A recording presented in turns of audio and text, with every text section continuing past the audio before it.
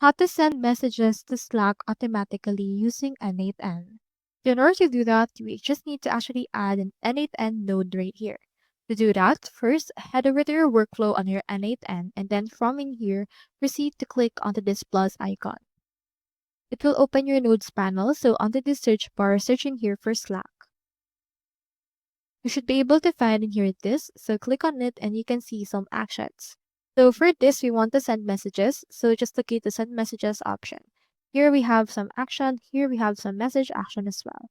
Click onto this, send the message, and then after that, it will be added right here onto your workflow. You can just enter right here some input, connect your Slack account directly, just right here the resource, operation, and who will it be sent with.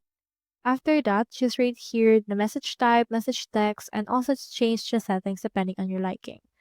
Once you're done setting that up, you can actually just add it directly from in here and connect these two together using this, or you can also just directly click onto this plus icon in order to add this particular action to here. So that's all there is today, and I hope this video helped you out.